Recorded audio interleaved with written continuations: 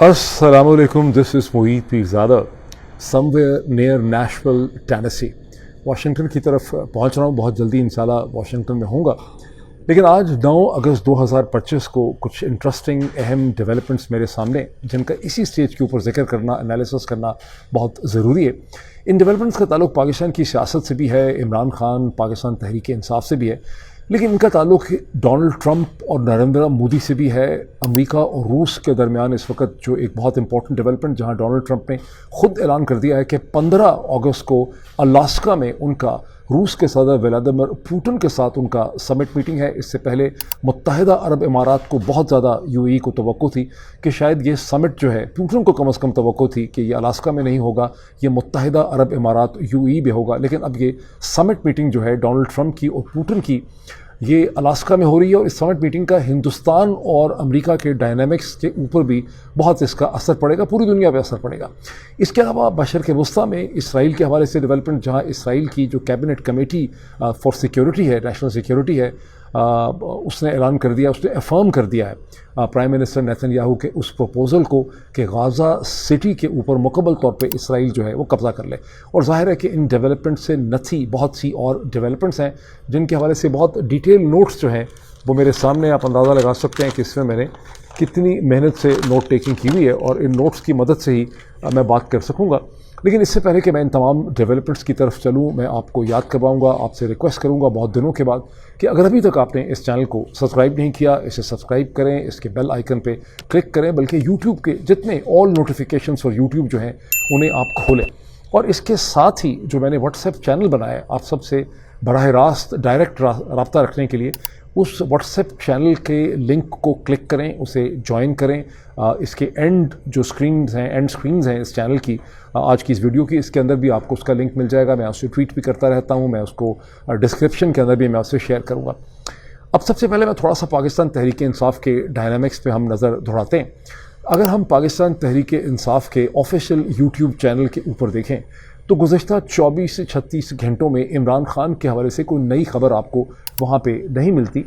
पाकिस्तान तहरीक इंसाफ की जो एक दूसरे दर्जे की सेकेंडरी लीडरशिप है, उसकी बहुत सी स्पीचेस, धुआंधार सख्त किस्म की स्पीचेस हैं, उसका आपको जिक्र मिलता है। और 6 तारीख को इमरान खान की जो मुलाकात हुई थी अपनी बहनों के साथ, जिसके बाद उनकी हमशीरा जनाब अलीमा खान साहिबा ने उनका एक पैगाम दिया था, जिसके 3 या 4 अहम नुक्ते थे। उस हवाले से आपको कुछ बुलेटिन्स, कुछ छोटी सी डॉक्यूमेंट्रीज़, कुछ मैसेजेस, कुछ कम्युनिकेशंस वहाँ पे आपको मिलती हैं। तमाम जिस चीज़ को मैं बहुत सिग्निफिकेंट, बहुत अहम समझता हूँ, वो ये कि पाकिस्तान तहरीक इंसाफ का जो ट्विटर हैंडल है, इमरान खान का अपना जो ट्विटर हैंडल है, वहाँ पे 3 ट्वीट्स पब्लिश किए गए हैं। और पहले जो पैगाम मोहतरमा अलीमा खान साहबा ने जो प्रेस टॉक में इमरान खान का जो मैसेज दिया था, उसे अब 3 ट्वीट्स की शक्ल में इमरान खान के ट्विटर हैंडल पे एक दिन गुज़श्ता 24 घंटे में पब्लिश किया गया है। और ये एक, मैं समझता हूँ कि जब आप इस मैसेज को देखते हैं, उसमें एक उर्दू का ट्वीट है, 2 अंग्रेज़ी की ट्वीट्स हैं, तो थोड़ा सा आपको झटका भी लगता है, बिकॉज़ ये बहुत ही सख्त किस्म का एक मैसेज है इमरान खान की तरफ से।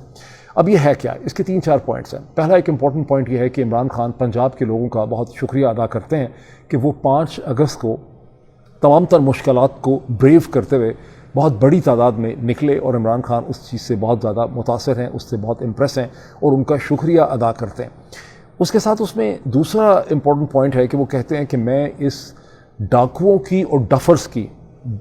डाकू और डफ़र अलायंस जो है, यानी डाकू डफ़र इत्तेहाद जो है, मैं इसको सबमिट नहीं करूँगा। और साथ ही वो कहते हैं कि मैं आसिम लॉ को सबमिट नहीं करूँगा। अब ये टर्म आसिम लॉ है, इसकी बड़ी अहमियत है, बिकॉज़ यहाँ पर इमरान खान बार बार ये मैसेज दे रहे हैं कि वो फ़ौज को और जनरल आसिम मुनीर को 2 अलग एंटिटीज़ के तौर पे देखते हैं। जनरल आसिम मुनीर को वो समझते हैं कि उनका कब्ज़ा है फ़ौज के ऊपर, क्योंकि वो लफ्ज़ martial law versus Asim law जो है उसको डिस्टिंग्विश कर रहे हैं। ये एक इंटरेस्टिंग एंड इम्पॉर्टेंट डिस्टिंक्शन है, जिसका हम पहले भी जिक्र कर चुके हैं, लेकिन मैं समझता हूँ कि इसका एक पॉलिटिकल इम्पैक्ट भी है। फिर वो कहते हैं कि ये जो इस वक्त दौर है पाकिस्तान की तारीख़ का, ये सबसे बदतरीन दौर है। इससे पहले कभी भी इस किस्म की सख्तियाँ और इस किस्म का जबर जो है वो लोगों पे नहीं किया गया। अडयाला जेल के हवाले से वो कहते हैं कि इवन प्रिजन इनमेट्स ये कहते हैं कि जिस तरह से इमरान खान को ट्रीट किया जा रहा है, इससे पहले कभी किसी सियासी प्रिजनर को इस तरह से ट्रीट नहीं किया गया। अपनी अहलिया बुशरा बीबी के हवाले से वो कहते हैं कि कोई ऐसा सियासी लीडर नहीं है जिसकी गैर सियासी बीवी जो है उसको इस तरह से टारगेट किया गया हो, उस सियासी लीडर की विल को اس کی شخصیت کو اور اس کے سٹینڈ کو توڑنے کے لیے. پھر ان کا میسج جو پہلے بھی ہم دے چکے ہیں کہ بائی الیکشنز میں پاکستان تحریک انصاف جن لوگوں کو ہٹا دیا گیا ہے ATC کے فیصلے کے ذریعے، ان کے خلاف پاکستان تحریک انصاف جو ہے بائی الیکشنز میں اپنے کینڈیڈیٹ ان پوزیشنز میں، ان کے خلاف نہیں، ان پوزیشنز میں اپنے کینڈیڈیٹ نہیں کھڑا کرے گی، بیکاز یہ ایک مذاق ہے اور یہ ایک ظلم جو ہے وہ کیا جا رہا ہے. یہ وہ فیصلہ ہے عمران خان صاحب کا جس کے بارے میں مجھے یہ پتہ چلتا ہے کہ پاکستان تحریک انصاف کی جو دیگر لیڈرشپ ہے، جو سیکنڈری لیڈرشپ ہے، وہ عمران خان کے اس فیصلے سے بہت زیادہ خوش نہیں ہے، کیونکہ وہ یہ سمجھتے ہیں کہ کبھی بھی سیاسی فیلڈ کو دشمن کے لیے کھلا نہیں چھوڑنا چاہیے. اور شاید یہی وجہ ہے کہ عمران خان نے اپنے اس پیغام کو اب ٹویٹ بھی کروا دیا ہے تاکہ یہ چیز ایک اٹل حقیقت ہو جائے کہ یہ عمران خان کا فیصلہ ہے. پھر عمران خان کا میسج یہاں پر یہ بھی ہے کہ اگلا جو پروٹیسٹ ہے وہ 14 اگست کو ہوگا، اور وہ کہتے ہیں کہ 14 اگست کا دن پاکستان کا جو یوم آزادی انڈیپینڈنس کا دن ہے، وہ بہت قربانیوں کے بعد پاکستانیوں کو حاصل ہوا. بدقسمتی سے پاکستانیوں کو وہ آزادی مل نہیں سکی جو کہ 14 اگست کو ان کو ملنی چاہیے تھی. بڑی سگنیفیکنٹ یہ بات ہے.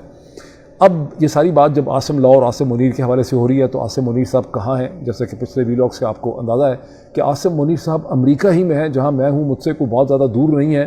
وہ فلوریڈا کی ریاست میں کم از کم ایک شام پہلے، جو ہماری کچھ گھنٹے پہلے تک، وہ فلوریڈا کی ریاست کے اہم شہر ٹیمپا، جو سینٹرل کمانڈ سینٹکام کا ہیڈ کوارٹر ہے، وہاں پہ وہ موجود تھے، جہاں پر انہوں نے ایک ڈنر اٹینڈ کیا جو ایک پاکستانی شہری جو ہے نژاد امریکن شہری نے ان کے لیے آرگنائز کیا تھا. اور یہاں پر وہ موجود تھے تیمپا میں سینٹرل کمانڈ کے آفیسز کے ہیڈ کوارٹرز میں جنرل مائیکل کوریلا، جن کے ساتھ ان کا بہت ہی ایک اچھا ریلیشن شپ رہا ہے گزشتہ 1-2 برس میں. ان کی فیئرویل میں شرکت کے لیے وہ وہاں پہ آئے ہوئے تھے. اب یہ بہت ضروری ہے ذہن میں رکھنا کہ جنرل مائیکل کوریلا اور عاصم منیر کا جو ریلیشن شپ ہے، اس نے عاصم منیر کی زندگی میں بڑی آسانیاں پیدا کی ہیں، بیکاز جنرل مائیکل کوریلا ہی وہ شخصیت ہیں، وہ امریکن سسٹم کا حصہ ہیں، جنہوں نے نئے آنے والے صدر ڈونلڈ ٹرمپ کے ساتھ عاصم منیر اور ان کی ٹیم کو تھرو کیا. جب آپ کو یاد ہوتا ہے کہ کانگریس کے ایک جوائنٹ سیشن کے اندر ڈونلڈ ٹرمپ اعلان کرتے ہیں کہ شریف اللہ، جو بیسکلی ایک مرغی فروش تھا، اس کو اسے کہتے ہیں ایبے گیٹ کا ماسٹر مائنڈ بنا کے پریزنٹ کیا گیا، اور ڈونلڈ ٹرمپ نے پاکستان کی حکومت کا اور پاکستان کی فوج کا بڑا شکریہ ادا کیا. تو ظاہر ہے کہ اس قسم کی جو ایفرٹ ہے، اس میں جنرل مائیکل کوریلا کی بڑی مہربانی تھی. انہوں نے اس پورے ریلیشن شپ کو فیسیلیٹیٹ کیا. اب جنرل عاصم منیر کیا 9 تاریخ کو ہیوسٹن پہنچیں گے؟ ابھی تک تو یہی افواہ ہے کہ وہ ہیوسٹن بھی پہنچیں گے. ساتھ خبر یہ بھی ہے کہ محسن نقوی صاحب، جو کرکٹ میچ کے بہانے یہاں آئے ہوئے تھے، وہ فلوریڈا سے واپس نہیں گئے، وہ یہیں موجود تھے، اور وہ بھی شاید ہیوسٹن میں ہوں گے. کچھ لوگ یہ بھی کہتے ہیں کہ بہت جلدی محسن نقوی صاحب کو بہت بڑی جو ذمہ داریاں ہیں ان کے لیے انہیں کنسیڈر کیا جائے گا. لوگ کہتے ہیں کہ شاید ایک آنے والی پاکستان کی سیاسی تبدیلی میں محسن نقوی صاحب پاکستان کے پرائم منسٹر بھی بن سکتے ہیں. اب کون جیتا ہے تیری زلف کے سر ہونے تک، یہ تو ہم دیکھیں گے. اس سے پہلے کہ میں ڈونلڈ ٹرمپ کی طرف چلوں اور ڈونلڈ ٹرمپ، پوٹن اور نریندر مودی کے درمیان جو ڈائنامکس ہیں، جن کا الٹیمیٹلی اثر جو ہے پوری دنیا پہ پڑے گا، اور پاکستانیوں کے لیے کوئی یہ ان انٹرسٹنگ ڈیولپمنٹس نہیں ہے، بیکاز ان کا پاکستان کے اوپر بھی اثر پڑ سکتا ہے. اس کو ویڈیو کو آخر تک دیکھیے گا. اس کی جو تفصیلات جب میں آپ سے شیئر کروں گا، اس کی جو بہت سی ڈیٹیلز آپ سے شیئر کروں گا، تو آپ کو احساس ہوگا کہ میں کیوں کہہ رہا ہوں کہ جو کچھ اس وقت پوٹن کے اور پریزیڈنٹ پوٹن اور ڈونلڈ ٹرمپ کے درمیان جو ڈائنامکس ہیں، ان کا نہ صرف ہندوستان پہ اثر ہوگا بلکہ الٹیمیٹلی ان کا پاکستان کے اوپر بھی اثر ہو سکتا ہے. لیکن اس سے پہلے کہ میں اس کی طرف چلوں، میں تھوڑا سا پاکستان کی تھوڑی سی ایک امپورٹنٹ ڈیولپمنٹ کا مزید ذکر کر دوں، جس کا تعلق ملک ریاض سے اور بحریہ ٹاؤن سے ہے. پاکستان کے بہت بڑے ایک بزنس کا ایک انویسٹر ان کے ساتھ ہے. پاکستان کی سپریم کورٹ کے جسٹس نعیم اختر افغان، میرا خیال ہے ان کا نام ہے نعیم افغان صاحب، انہوں نے یہ سوال نیب سے اٹھایا، بیکاز ان کے سامنے بحریہ ٹاؤن کی پٹیشن آئی ہے جس سے سماعت کے لیے ایک 3 ممبر بینچ جو ہے سپریم کورٹ کا، وہ اس کی سماعت کرے گا. منظور کر لیا گیا ہے اس کو سماعت کے لیے، اور اس کی سماعت جو ہے غالباً 13 اگست کو اس کی پروسیڈنگ جو ہے سپریم کورٹ میں شروع ہوگی، بحریہ کی پٹیشن کے اوپر، ان کی اپلیکیشن کے اوپر، اپیل کے اوپر ان کی. لیکن جسٹس صاحب نے، محسن جو نعیم افغان ہیں، انہوں نے یہ سوال اٹھایا نیب سے کہ نیب کو ملک ریاض کے خلاف ایکشن کرنے میں اتنی جلدی کیوں تھی، جبکہ زین جو ہیں ان کا جو کیس تھا اس پہ ابھی ایک اینٹی ٹیرر کورٹ نے فیصلہ مزید 6 پراپرٹیز کے حوالے سے کرنا تھا. تو اتنی زیادہ جلدی جو ہے نیب نے یہ فیصلہ جو ہے اس کو کیوں کرنا پڑا. اب یہ جو اپیل کی ہوئی ہے بحریہ ٹاؤن نے، یہ اسلام آباد ہائی کورٹ کے 4 اگست کا جو ایک شارٹ آرڈر تھا، جو بیسکلی طور پہ 23 مئی کا ایک نیب ہی کی عدالت کا فیصلہ تھا، یہ اس کے خلاف ایک اپیل ہے جس میں ملک ریاض کی 6 پراپرٹیز کو آکشن کرنے کا فیصلہ کر لیا گیا تھا، اور پھر جب اسلام آباد ہائی کورٹ کا شارٹ آرڈر آیا تو ان میں سے 3 کی آکشن کرنے کی کوشش کی گئی، 2 کی بڈ آئی، اور کہا جاتا ہے کہ 2 ارب روپے سے زیادہ کی بڈ آئی۔ بہرحال اب یہ چیز کو روک دیا گیا ہے سپریم کورٹ کی طرف سے، اور اس پہ سپریم کورٹ کی سماعت جو ہے وہ بڑی امپورٹنٹ ہوگی۔ میں اس کو ایک غیر سیاسی سماعت سمجھتا ہوں۔ غیر سیاسی اس لیے سمجھتا ہوں کہ جیسا کہ میں نے پچھلے اپنے 2 ویلاگس میں اس کا ذکر کیا کہ بحریہ ٹاؤن جو ہے وہ پاکستان میں ایک بہت بڑا انویسٹر ہے، مطلب بحریہ ٹاؤن ایک اینٹی کی حیثیت سے ایک بہت بڑا انویسٹر ہے،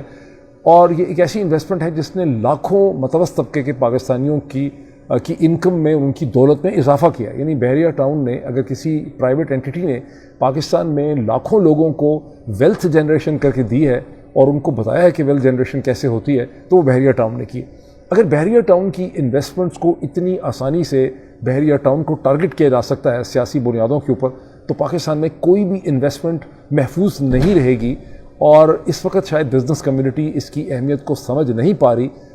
لیکن آنے والے دنوں میں اس کو سمجھ سکیں گے۔ اگر عدالتیں بھی بحریہ ٹاؤن کو تحفظ نہ دے سکیں تو پاکستان میں کوئی بھی انویسٹمنٹ جو ہے وہ پولیٹیکل انٹرفیرنس سے محفوظ نہیں رہ سکی۔ جتنے اسٹیٹ اس وقت خاموش ہیں، یہ ان سب کی انویسٹمنٹ جو ہیں وہ خطرے کا شکار ہو جائیں گی، کیونکہ ضروری نہیں ہے کہ وہی عناصر، وہی اینٹیز جو ملک ریاض کے پیچھے ہیں وہ باقی اسٹیٹوں کے بھی پیچھے ہوں گی، لیکن وہ ڈفرینٹ اینٹیز ہو سکتی ہیں، اور ایک ٹرینڈ اور ایک پریسیڈنٹ جو ہے وہ اسٹیبلش ہو جائے گا۔ اس لحاظ سے یہ کیس بڑا امپورٹنٹ ہے۔ اب آئیں تھوڑا سا ہم ذرا اس سے پہلے کہ ٹرمپ کی طرف چلیں، اسرائیل کے پرائم منسٹر نیتن یاہو نے اپنی جو سیکیورٹی کی کیبنٹ ہے، ان کی جو نیشنل سیکیورٹی کی یا وار کیبنٹ ہے، اس کو پروپوز کیا تھا کہ ہمیں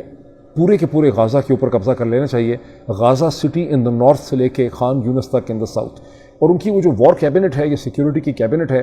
اس نے غازہ سٹی کے اوپر اسرائیلی فوج کے مکمل قبضے کی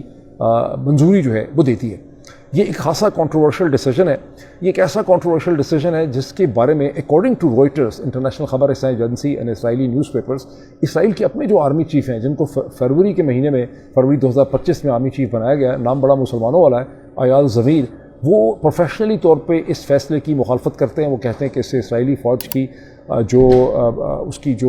جو کامبیٹ چیلنجز ہیں اس میں بہت زیادہ اضافہ ہوگا، یہ بڑا پولیٹیکلی ڈیزاسٹرس قسم کا فیصلہ ہوگا، اور اسرائیلی فوج جو ہے وہ 2 ملین فلسطینیوں کے بالکل فیس ٹو فیس آ جائے گی۔ وہ تمام فلسطینی جنہوں نے اس چھوٹی سی پٹی میں جو غازہ سٹی سے شروع ہو کے خان یونس تک جاتی ہے، اس میں انہوں نے پناہ لی ہے۔ یہ ایک ایسا فیصلہ ہے جسے امریکہ نے ایک طرح سے اپروو کیا ہے، اس کے بارے میں انہوں نے کچھ نہیں کہا۔ البتہ یہ ایک ایسا فیصلہ ہے جس کی بڑی شدید قسم کی مخالفت جرمنی میں ہوئی ہے۔ جرمنی ڈرتا بہت ہے اسرائیل سے، کیونکہ ہولوکاسٹ کا ان کا بڑا گلٹ ہے، احساس جرم ان کے اندر ہے، اور وہ بہت اسرائیل کی طرف ہی ہوتے ہیں۔ لیکن اتنی زیادہ ریزسٹنس ہوئی ہے جرمنی میں، اس کی اتنی کھپڑی ہے اس فیصلے کی، کہ جرمنی نے اسرائیل کو جو اسمال ویپنز کی سپلائی ہے وہ روک دی ہے، اور ان کو بڑا سخت جرمنی نے اس پہ ریئیکشن کیا۔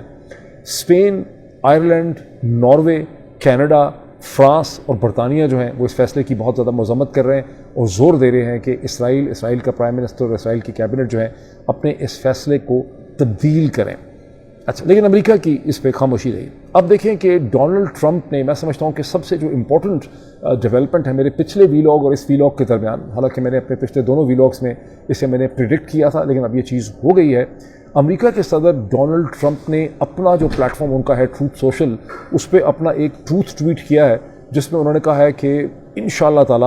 15 اگست کو امریکہ کی ریاست الاسکا، جو امریکہ نے کسی زمانے میں روس سے خریدی تھی، اور روسی روتے ہوں گے کیونکہ بعد میں وہاں تیل نکل آیا، تو وہ الاسکا کی ریاست میں یہ سمٹ میٹنگ جو ہے ڈونلڈ ٹرمپ اور پریزیڈنٹ پوٹن کے درمیان میں ہوگی۔ ذہن میں رکھیں کہ پریزیڈنٹ پوٹن کی خواہش یہ تھی کہ یہ میٹنگ جو ہے یہ متحدہ عرب امارات کے اندر ہو، اور محمد بن زید جو ہے MBZ، ان سے ملاقات بھی تھرسڈے جمعرات کے دن ہوئی تھی، اور دونوں نے اس اعتماد کا یا اس امید کا اظہار کیا تھا کہ یہ سمٹ میٹنگ جو ہے متحدہ عرب امارات میں ہوگی۔ لیکن اب یہ میٹنگ متحدہ عرب امارات میں نہیں ہو رہی، بلکہ یہ میٹنگ الاسکا کے اندر ہو رہی ہے۔ یہ بڑی امپورٹنٹ میٹنگ ہے جو پریزیڈنٹ پوٹن بہت عرصے سے کرنا چاہ رہے تھے، فروری سے وہ کرنا چاہ رہے تھے، لیکن امریکن سائڈ اس کے لیے تیار نہیں تھی۔ لیکن جب ویڈنسڈے، بدھ کے دن، ڈونلڈ ٹرمپ کے جو ایلچی ہیں، ان کے جو انوائے ہیں اسٹیو وٹکوف، انہوں نے جب پوٹن سے ملاقات کی تو اپیرنٹلی پوٹن نے ڈونلڈ ٹرمپ کے لیے کچھ کنسیشنز پیدا کی ہیں، اور بہت سی ٹیریٹریز جو یوکرین کی ان کے قبضے میں کچھ ہیں کچھ نہیں بھی ہیں، ان سے وہ دستبردار ہونے کے لیے تیار ہو گئے۔ اپیرنٹلی ان ٹیریٹریز سے اپنا حق پیچھے لے رہے ہیں جن پہ ان کا فزیکل کنٹرول نہیں ہے. اور جو انالیسس ہے رشین انالیسس وہ یہ ہے کہ پوٹن ٹیریٹری سے کہیں زیادہ تین چیزوں میں انٹرسٹڈ ہیں. تین چیزیں کیا ہیں؟ ایک یہ ہے کہ نیٹو امریکن پریزیڈنٹ کی گارنٹی کرے کہ North Atlantic Treaty Organization NATO کی مزید کوئی ایسٹ ورڈ ایکسپینشن رشیا کی طرف نہیں ہوگی. دوسرا پوائنٹ یہ ہے گارنٹی کیا جائے کہ یوکرین کبھی بھی نیٹو کا ممبر نہیں بن سکے گا. تیسرا یہ ہے کہ یہ گارنٹی کیا جائے کہ کیو جو ہے جو کیپٹل ہے جس کو کہ پریزیڈنٹ پوٹن جو ہے روس کی تاریخ اور اس کے کلچر کا ایک بہت امپورٹنٹ حصہ سمجھتے ہیں, کیو جو ہے وہ ایک رشین زون آف انفلوئنس رہے گا اور اس میں ایک اینٹی رشیا یا اینٹی ماسکو گورنمنٹ جو ہے وہ نہیں آنے دی جائے گی. اس کا کیا مطلب ہے؟ اس کا مطلب یہ ہے کہ زیلنسکی کو فارغ کیا جائے. دوسری طرف سے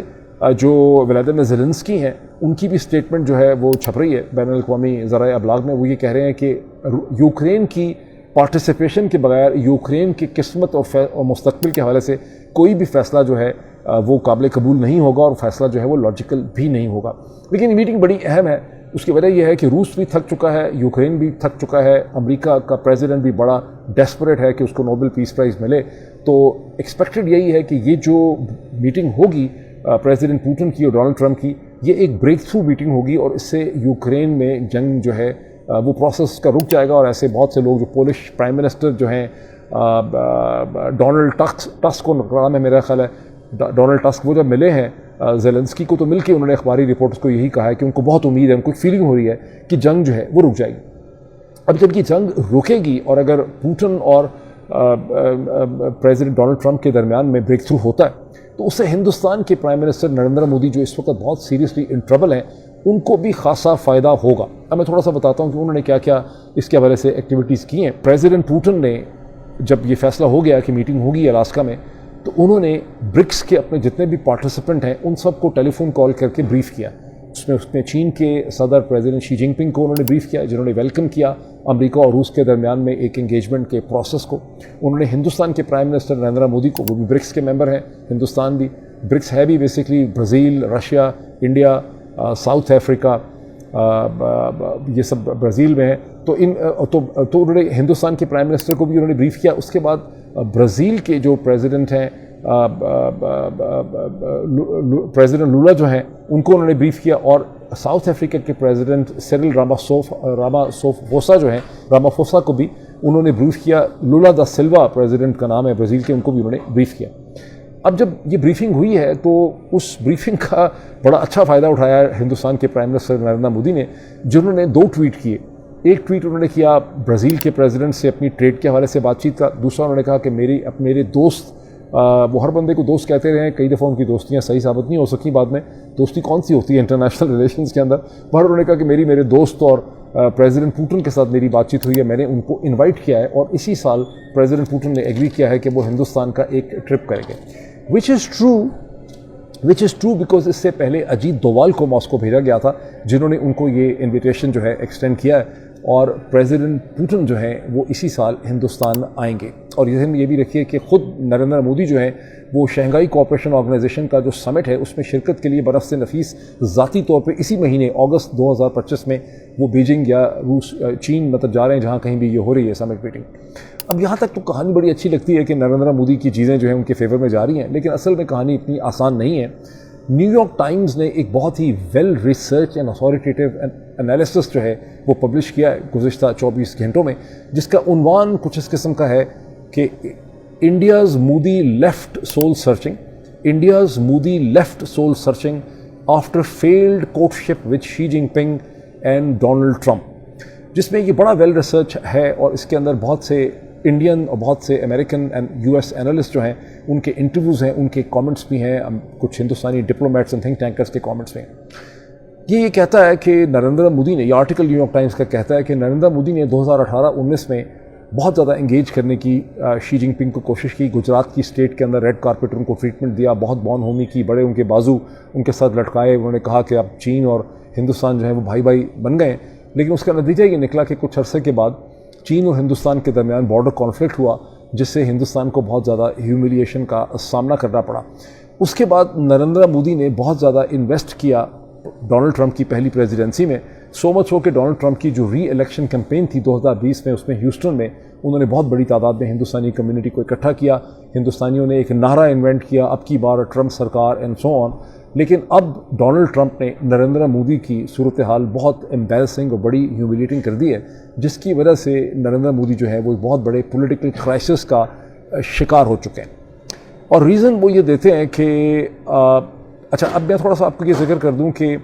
2022 کی فروری میں جب عمران خان کی ٹیم گئی تھی، پریزیڈنٹ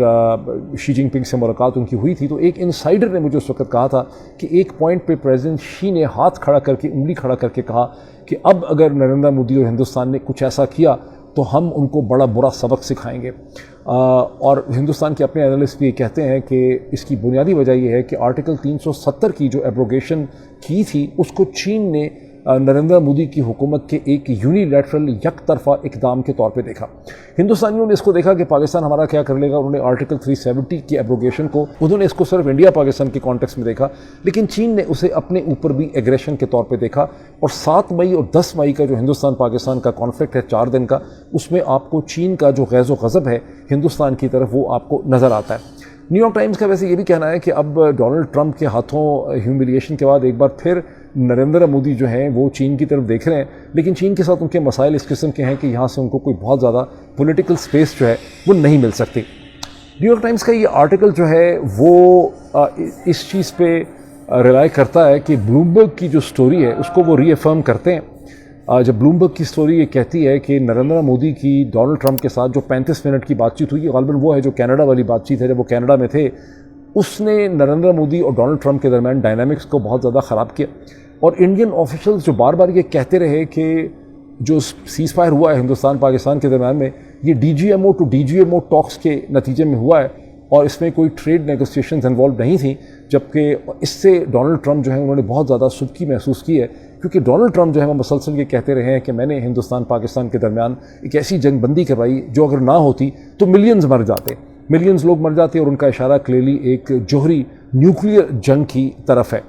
پاکستان کے ایک سینئر ملٹری آفیسر جو ہیں، انہوں نے میرا جو پچھلا ویلاگ دیکھا، اس کے بعد انہوں نے مجھے ٹیکسٹ کیا. انہوں نے مجھے کہا کہ 2 چیزیں بہت امپورٹنٹ ہیں ڈاکٹر موحید آپ کے سمجھنے کے لیے.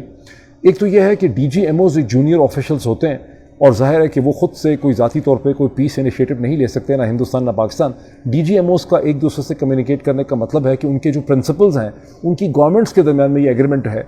ہو چکا تھا کہ ظاہر ہے کہ اسٹیج کے اوپر سیز فائر کرنا ہے. تو اس سے تو خیر یہی پتہ چلتا ہے کہ ظاہر ہے گورنمنٹس میں اگر ایگریمنٹ کے کنسنسس ہو گیا تھا تو اس میں آپ کو ڈونلڈ ٹرمپ کا رول جو ہے وہ بڑا کلیئرلی نظر آتا ہے، جسے کہ ہندوستانی ڈینائی کر رہے ہیں. دوسری چیز انہوں نے کہی کہ جو نیوکلیئر جو ایک آپ بات کہتے ہیں کہ نیوکلیئر جنگ کا خطرہ تھا، یہ نیوکلیئر بلف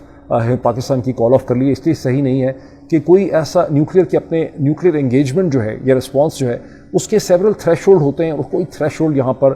جو ہے بریچ نہیں ہوا تھا، یہ کوئی تھریش ہولڈ جو ہے وہ ریچ نہیں ہوا تھا. تو یہاں سے ڈونلڈ ٹرمپ نے جو بیسکلی مسلسل نیوکلیئر کی گردان انہوں نے شروع کی ہوئی ہے، وہ یہاں لگتا ہے کہ خاصی غلط تھی. اور اس لحاظ سے ہندوستانی پوائنٹ آف ویو ٹھیک ہے کہ کوئی بھی کسی بھی سٹیج کے اوپر کسی نیوکلیئر کانفرنٹیشن کا خطرہ جو ہے وہ نہیں تھا، اور ڈونلڈ ٹرمپ کی پوزیشن جو ہے وہ ٹھیک نہیں. اب ایک بڑی انٹرسٹنگ چیز آپ کو اسکرین کے اوپر دکھانا چاہتا ہوں. ہندوستان کا جو بڑا انگریزی کا اخبار ہے دی ہندو، لیفٹ لیننگ ہے، اس میں ایک ہیڈ لائن چھپی ہے اور بڑی عجیب سی ہیڈ لائن ہے کہ ہندوستان کے جو ایئر چیف ہیں، ایئر فورس کے چیف ہیں، انہوں نے ایک کانفرنس کے درمیان میں پہلی دفعہ یہ اعتراف کیا ہے، یہ لوگوں کو یہ بتایا ہے اور عجیب و غریب چیز بتائی ہے کہ آپریشن سندور کے درمیان میں 5 پاکستان ایئر فورس کے جیٹ پلینز اور ایک کوئی بہت بڑا طیارہ جو ہے وہ گرا دیا گیا تھا. وہ بڑے طیارے سے اشارہ ان کا ایویک کی طرف ہے. یہ چھوٹے 5 جہاز کون سے گرائے گئے ہیں، F-16 تھے، پتہ نہیں کیا تھے، اس کے بارے میں انہوں نے کچھ نہیں بتایا. لیکن غالباً کہنا ان کا یہ ہے کہ جو ایویک کے سرویلنس پلین ہے پاکستان کا بہت بڑا جہاز، اس کو 300 کلومیٹر دور سے اس کو نشانہ بنایا گیا. اس کے بعد انہوں نے اپنے مسل ڈیفنس سسٹم کی بہت زیادہ تعریف کی. اسے ہمیں کیسے انٹرپریٹ کرنا چاہیے؟ میں کم از کم اس کو میری اوپینین انالیسس میں یہ ہندوستان کے اندر اور ہندوستان کی جو ملٹری اسٹیبلشمنٹ ہے اس کے اندر ایک ڈیپ سیٹڈ سائیکولوجیکل جو اس وقت ایک ان کے اندر ایک پریشانی ہے، سائیکولوجیکل کرائسس ان کا ہے جو ان کے جہاز گر گئے تھے، اس کے حوالے میں اس کے تناظر اور کانٹیکس میں آپ اسے سمجھ سکتے ہیں. بیکاز اب آپریشن سندور کے اتنے عرصے کے بعد انڈین ایئر فورس چیف کا یہ کہنا کہ آپریشن سندور میں پاکستان ایئر فورس کے 5 جہاز جو ہیں وہ ہندوستان نے گرا دیے تھے، یہ مطلب ناقابل یقین اور بہت ہی اس میں کوئی کریڈیبلٹی نہیں ہے. یہ بہت ہی عجیب چیز لگتی ہے. یہ ایسا لگتا ہے، اس سے صرف یہ پتہ چلتا ہے کہ ہندوستان کے اندر کتنا زیادہ ایک سائیکولوجیکل پریشر ہے عوام کی طرف سے یا لوگوں کی طرف سے یا پالیٹکس کی طرف سے، جسے اس قسم کی اسٹیٹمنٹس کے ذریعے سیٹسفائی کرنے کی کوشش جو ہے وہ کی جا رہی ہے۔ اسے امریکن کانٹیکس میں بھی آپ دیکھیں اس کو تھوڑا سا، آپ کو یاد ہوگا کہ جے ڈی وینس نے جب ہندوستان پاکستان میں ٹینشنز تھیں پہلگام کے بعد، تو جے ڈی وینس نے ایک اسٹیج پہ اسٹیٹمنٹ دی تھی کسی ٹیلی ویژن پروگرام کے اندر کہ ہم سمجھا سکتے ہیں ہندوستان پاکستان کو، ہم کو بہت زیادہ رول جو ہے وہ پلے نہیں کر سکتے۔ لیکن جب 7 مئی کو ہندوستان نے حملہ کیا تو اس کے بعد ڈونلڈ ٹرمپ کی انتظامیہ کو بہت بڑا خطرہ محسوس ہوتا تھا۔ وہ چاہتے تھے کہ مزید ہاسٹیلٹیز نہ ہوں، اور شاید نریندر مودی کی حکومت بھی مزید ہاسٹیلٹیز نہ چاہتی اگر ان کے یہ 4 یا 5 طیارے جو ہیں وہ نہ گر جاتے۔ تو یہ جو پورا کا پورا طیارے گرنے کا ایکشن ہے، اور پھر جو ابھی ہندوستان کے ایئر چیف کی اسٹیٹمنٹ آئی ہے، جو ڈونلڈ ٹرمپ اور نریندر مودی کے درمیان میں ٹینشن ہے، ان تمام چیزوں کو وہ 7 سے 11 مئی کے درمیان کے جو ڈائنامکس ہیں اس سے آپ انڈرسٹینڈ کر سکتے ہیں۔ اور ہندوستان نے اس وقت ڈونلڈ ٹرمپ کی جو ٹیم ہے، نریندر مودی کی گورنمنٹ نے اس لیے ان کی ایڈوائس کو مسلسل انہوں نے فوری طور پہ قبول نہیں کیا، بیکاز اپنے طیارے گر جانے کا جو ایک امپیکٹ تھا سائیکلوجیکل، اسے وہ اوور کم کرنا چاہتے تھے، جو اگلے 4 دن میں انہوں نے جنگ کے ذریعے اسے اوور کم کرنے کی انہوں نے کوشش کی۔ اب ہندوستانی پاکستانی ایک سائیکلوجیکل پرابلم یہ ہے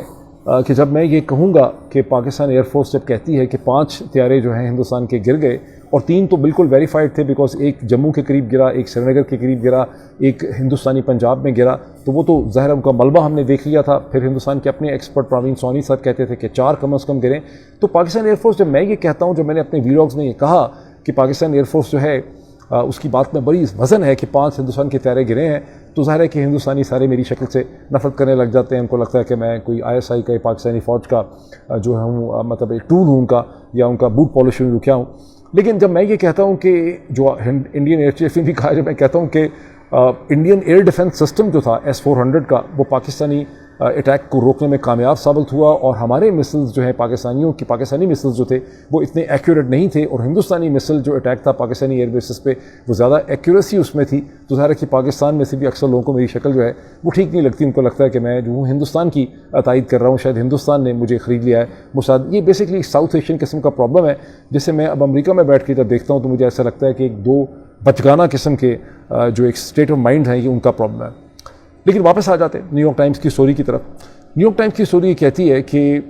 مودی جو چائنا کو اب کوٹ کرنا چاہ رہے ہیں SCO کے سمٹ میں جا کے، جس سے چائنا نے بڑا ویلکم کیا ہے، اس سے ان کے مسائل کا کوئی خاص حل جو ہے وہ نہیں نکل سکے گا۔ ہندوستانی بیوروکریسیز کو اور تھنک ٹینکس کو اور جو ایکسپرٹس ہیں ان کو کوٹ کرتے ہوئے نیو یارک ٹائمز نے یہ انالیسس نکالا ہے کہ ہندوستان کے اندر یہ فیلنگ پیدا ہو گئی ہے کہ یہ جو الائنس سسٹم تھا، کبھی ایک رشیا کی طرف، امریکہ کی طرف، it hasn't serve India very well, اور ہمیں واپس اپنی نان الائنڈ NAM قسم کی جو ہماری نان الائنڈ ایک آٹونومی تھی کہ ہم الگ رہیں گے اور کسی بلاک کا حصہ نہیں بنیں گے، ہمیں اس کی طرف جانا پڑے گا۔ اور یہ جو کچھ گزشتہ چند سالوں میں ہوا ہے، اس سے ہمارے اسٹریٹجک انٹرسٹ جو ہیں وہ متاثر ہوئے ہیں، وہ بہتر سرو نہیں ہوئے۔ یہ نیو یارک ٹائمز کی اسٹوری آپ میں سے جو پڑھ سکے، آپ کو ضرور پڑھنے کی کوشش کرنی چاہیے۔ اب اس وقت نریندر مودی پہ جو بڑا پریشر ہے، ایک دن پہلے میں نے آپ سے ایک کارٹون کا میں نے پچھلے ویلاگ میں ذکر کیا تھا، کوشش کرتا ہوں آپ کو اسکرین پہ دکھاؤں، جو BJP نے آفیشلی طور پہ ایشو کیا ہے کہ کیسے نریندر مودی ایسے کر کے کھڑے ہیں اور ان کو ہر طرف سے ان کے اوپر ٹیرفس کے اور ٹریڈ کے ان کے اوپر وار ہو رہے ہیں، چھریاں چل رہی ہیں، میسائل آ رہے ہیں، تیر ان کو لگ رہے ہیں، لیکن وہ ہندوستان کے فارمرز کا دفاع جو ہے وہ کر رہے ہیں۔ اور انہوں نے اسٹیٹمنٹ بھی دی ہے کہ میں خود مجھے ذاتی طور پہ نقصان ہو سکتا ہے، لیکن میں ہندوستان کا جو کسان ہے میں اس کے خلاف کوئی اشارہ ان کا ہے کہ ٹریڈ ٹیرف امریکہ کی میں بات جو ہے وہ نہیں مانوں گا۔ لیکن ایٹ دا سیم ٹائم اب میں نے ہیڈ لائن دیکھی ہے ہندوستانی اخباروں میں، جو میں آپ کو دکھانا چاہتا ہوں کہ ہندوستان کے فارمرز ایسوسی ایشن نے بھی نریندر مودی کو وارن کر دیا ہے کہ ڈونلڈ ٹرمپ کی ایگریکلچر کے اوپر آپ نے کوئی بات جو ہے وہ نہیں ماننی۔ لیکن ریئلسٹکلی اسپیکنگ کیا ہوگا؟ نریندر مودی اتنی بری طرح سے پھنس چکے ہیں، جیسے میں نے پچھلے ویلاگ میں آپ کو ایکسپلین کیا تھا، اور جیسے یہ نیو یارک ٹائمز کی اسٹوری سے پتہ چلتا ہے کہ ان کو ڈونلڈ ٹرمپ کو کچھ نہ کچھ دینا ہی پڑے گا، اور جو مختلف چیزیں ہیں جس میں سے کسی نہ کسی چیز پہ انہیں ڈونلڈ ٹرمپ کو سیٹسفائی کرنا پڑے گا۔ اس میں رشین آئل بھی ہے، یا وہ کم خریدیں گے یا نہیں لیں گے۔ دوسرا اس میں ہندوستان کی ایگریکلچر مارکیٹ بھی ہے، آٹو پارٹس کی بھی مارکیٹ ہے، امریکن گاڑیوں کے لیے بھی مارکیٹ ہے، امریکن ویپن سسٹم خریدنے کی بھی مارکیٹ ہے۔ کسی نہ کسی چیز پہ نریندر مودی اور ہندوستان کو ڈونلڈ ٹرمپ کو کنسیشن دینی ہوگی ڈونلڈ ٹرمپ سے جان چھڑانے کے لیے۔ اب اس میں اچھی بات یہی ہے کہ پوٹن کی اور ڈونلڈ ٹرمپ کی جو ملاقات 15 تاریخ کو ہو رہی ہے، اس سے ہندوستان کو خاصی ریلیف جو ہے وہ مل سکتی ہے کہ وہاں پہ بریک تھرو جو ہے ہو جاتا ہے۔ اب اس میں واپس آئیں پاکستان کے اوپر، ایک بڑی انٹرسٹنگ چیز دیکھیں۔ डोनाल्ड ट्रंप ने गुज़श्ता चंद दिनों में अपनी विल पावर से ये डेमोन्स्ट्रेट किया है कि वो डिसाइसिव भी हैं और वो बाकी दुनिया के लीडर्स से मुख्तलिफ भी हैं। अगर वो हिंदुस्तान जैसे अहम मुल्क और बड़े मुल्क और नरेंद्र मोदी जिस वक्त दुनिया के जितने भी हाज़र यानी रूलिंग